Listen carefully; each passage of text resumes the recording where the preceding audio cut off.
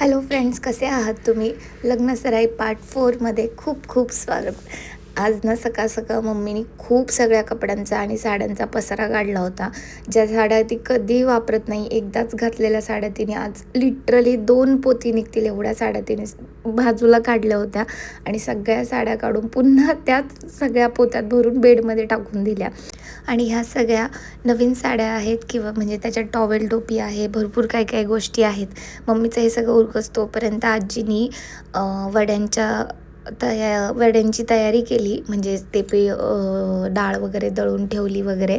So त्याच्यानंतर मी, वहिनींनी, आत्यांनी आणि आमच्या समोरच्या एक काकू होत्या, त्या पण खूप हौशी आहेत. त्यांनाही खूप आवडतं ह्या सगळ्या गोष्टी, कारण की त्या आमच्या प्रत्येक कार्यक्रमात न सांगता किंवा न बोलवता स्वतःहून यायच्या, मम्मीला विचारायच्या की काही करू का, मी हे करू का, ते करू का.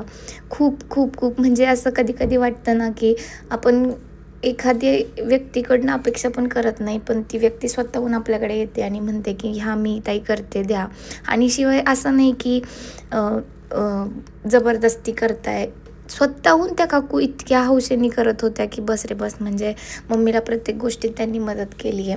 त्याच्यानंतर मग आम्ही सांडगे झाले, मग पापडाची तयारी केली आणि सगळं कोणी नव्हतं, फक्त मी, वहिनी, आत्या, आजी, बस एवढंच. आणि आमच्या विशाखाची इथं सगळी कलाकार सर निघालेली.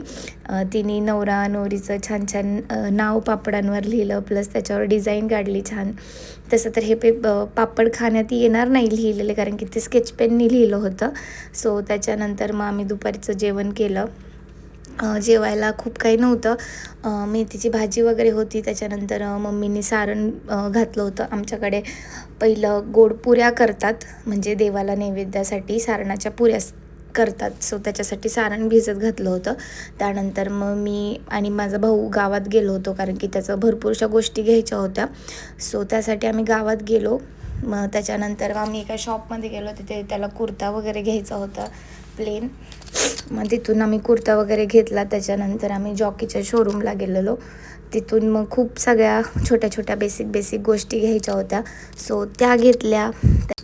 मी आजपर्यंत खूप कमी वेळा माझ्या भावासोबत अशा सेल्फी वगैरे काढल्या. तर म्हणजे फोटो काढायला मला खूप आवडतं, पण त्याला जास्त आवडत नाही.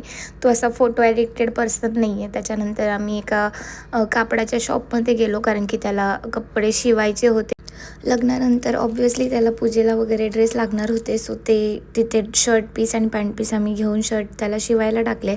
त्यानंतर घरी आलो आणि निवांत असा दिवस गेला आजचा माझा. खूप दगदग नाही, काही नाही. सो व्हिडिओ आवडला असेल तर लाईक, शेअर आणि सबस्क्राईब करायला अजिबात विसरू नका. Thank you for watching. बाय.